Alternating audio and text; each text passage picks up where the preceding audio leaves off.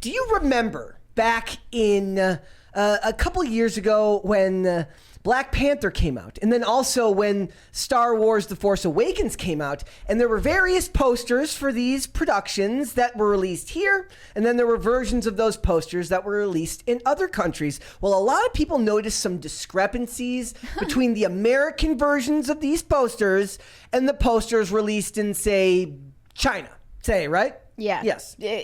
Basically, they totally minimized John Boyega's presence in the Force Awakens poster. And now we have a repeat offense. Well, here's the Disney. American version. This is the American version There's of the Halle promo Bailey. poster. She's looking beautiful. She's looking up to the sky. She looks almost wistful and like hopeful for the future. Now we have the Chinese version of the poster. Well, it's not quite the same. She got blue washed, basically. Yes, If you look at this poster, there's no way you would be able to tell that Ariel got race swapped. You would not. And we've talked about this race swap so much, not because we're obsessed with it, but because the media is.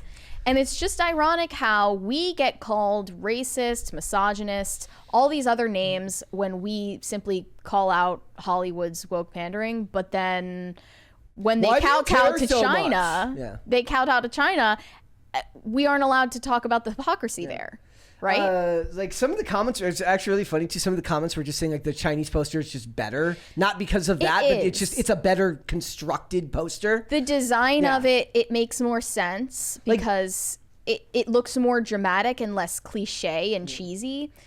But notice that it just also looks less lively. Like there's no presence of like her father or Ursula or the other creatures swimming around her, which oddly enough they could have more done. like it's a little bit lifeless, but it also puts more focus on the protagonist than which is interesting. The first one. You'd think that with the Chinese version of the one they would want to actually minimize her appearance, given that the claim here is that they blue washed it for concerns of racism. Why not include the other characters to kind of fill up the poster? I think it's almost certainly like race is a factor there because China is a racially homogenous country and is known for basically not having the same diversity values that the West has. Yeah. And that's understandable because they don't live in a diverse culture. And no, they're not going to the point that we talked about earlier, they're not going to change the way she looks on film. No. It's a bait and switch. Exactly. So like they're going to buy the tickets. They're going to go see this movie. And then, of course, realize that Ariel has been race swapped. You know what it is? I know what it is. I bet you they just have a really bad money-back guarantee policy. There's just no money-back guarantees in China. Once you pay, that money is parted and you don't get that money back. Yeah, I'm interested to see how this movie does internationally. That is the number one concern here, or like thought here right now, right? Like, how will it do in America? It's got a 70 from the critics on Rotten Tomatoes. And to that point, it's like if the people that have been ideologically aligned, I think Grace Randolph said, there's absolutely nothing about this movie you can criticize. And I'm just like, really? Not the CGI. She said that in her review. In her review, so or was she? It makes it sound like she was stating that like the media has pressured you into praising it. No, she's saying in her review that like there's nothing that you can criticize about this movie. It's perfect just the way it is. I don't know if I believe you because that's impossible. There's no such thing as nothing to criticize. Well, we're gonna see it. Yep. This week. I'm so excited. Do I have to pretend to be excited? I don't want to pretend to be excited. I'm not excited. I don't really care about The Little Mermaid, but we are gonna go see it. We are gonna review it because people will want to hear our opinions on it. But I would be lying if I told you, oh my God, like I'm so excited to go see The Little Mermaid in 2023. I'm not, but it'll be interesting to see how it plays out. Now I'll be able to think like, as I'm watching it, is this a 70 movie? Is this movie a 70? That's the critic score right now. On Rotten Tomatoes, yeah. Well, it was 70%. So, you know. And you expected it to be higher. I thought it would be in the low to mid 80s. Okay. It might get there after the audience. Well, no, because those would be separate scores. Those would be separate scores. I thought that the critic scores would be in the mid 80s. I feel like the critics might have this like proxy battle in their minds with the audience. Well, that's why I figured it would be higher, because they're like, well, I don't really like it, but the audiences are complaining, therefore I don't want to ever be mistaken for somebody that's a pleb, so I must give it a high rating because I am of the elite class of Hollywood movie reviewers. Yeah, and they're kind of fighting for the honor of Halle Bailey. Well, I mean, who I'd fight for her honor. We've never criticized Halle Bailey specifically herself for just simply being in this role. Of course, anyone would take it. We're criticizing the way that the media has forced her with so many leading questions and rage bait to make it into some woke overture where you have a social justice imperative to watch it and support it. I feel like she's doing, she's not doing perfect, but she's doing better than the people who made Cleopatra. Yeah, well, she's actually a nice person, from what I can tell. She seems to not be as heavily influenced. Then again, she's not. She hasn't been subjected to the audience reviews yet. So we'll see. Remember what she when says. People were making AI versions of stills from the movie with a white actress? Yeah. I can't help but think they could have found a cute white red-haired girl. Yeah.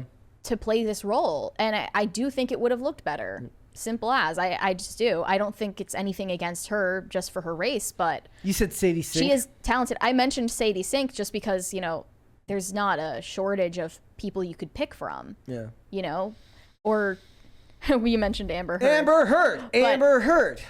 I do think it would have been better to find someone that looks like the original. Alan Danger in the chat says Avatar cultural appropriation. Maybe what it was is whoever made this for China was actually doing the posters for Avatar. Everyone has to be blue now. Yes. See? Everyone. No humans in movies. That's if you do no humans, you don't have any of this crap going on. That's the way to do it.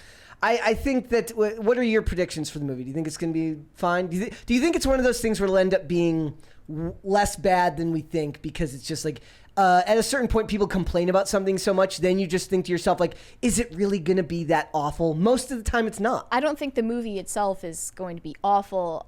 I think that forgettable. Our consumer audience has come to expect so little from movies these days that it is going to be widely praised. Yeah. And just because it's a familiar IP, people are going to like it. People are going to bring their kids to see it. And the kids just like that it's Disney. And a lot of the times it ends up with a high audience score for Disney stuff because Disney people go to Disney movies. Yes. So they review them and it gets a high audience score. People that don't Not because it's actually going to be that breathtakingly beautiful or entertaining. I actually think it's going to be pretty boring. So the reason why Disney movies would score high, at least the way it works in my brain, is like, look, Disney people who love Disney go to see Disney movies. Therefore, they're the ones who actually write those reviews. Mm-hmm. And that makes perfect sense. People that are sick of Disney are so checked out, they're not going to look at it and watch it just to see. They're just going to skip it altogether, and they're not giving reviews. So it's kind of skewed in a way. I watched this amazing video yesterday about this guy. It's like how I became a Disney adult. He's like, it was because of 9/11. And then he explains how, he goes, I was in the 4th grade, and my teacher put on the news. And then they're like, oh, and then they're like, that's enough sadness for today. And they put on Lady and the Tramp. And now, the whole thing's him in an adult diaper talking about how he's like, I can't. He's like, I don't know what's going on in the world because I'm just because I'm a Disney adult. Anytime something bad happens, they're like, that's odd, I get that he was being ironic, but. These days, what Disney is doing is the opposite of trying to distract us from the problems in the world, but instead use their content as a vehicle to make you aware of the issues we're facing in society today, which is not anything that the consumer base wants. He's drinking from a bottle, while he's doing with his Disney juice. And it's it says his $5,000 Disney Star Wars cocktail. He's like 9/11 Disney, Trump election Disney, COVID Disney, and it's just answer him to all your problems. Yeah, it's the answer to everything you must do. So I'm not super excited about this movie, but I don't think. I can't pretend to care. I can't. I'm do not it, dead guys. set on hating it or anything. No. I have a feeling, Yeah. which will probably be validated, that it's going to be mediocre like everything else Disney puts out these As days. we would expect. Also, guys, I have left the Crisis Party the same this week. You know why? Because we're calling Ian back to us. I need it there until we get Ian back. We're sending out the signal. It's the Crossland signal. The Crossland mating call. Yes, and it's there so that every time it Or a war plays, cry. my hope is that he hears it and comes home. That's what we want here. So I'm leaving that up there. He is actually back in town. Well, until I see him on Yes. IRL, we're leaving this up there. Yes.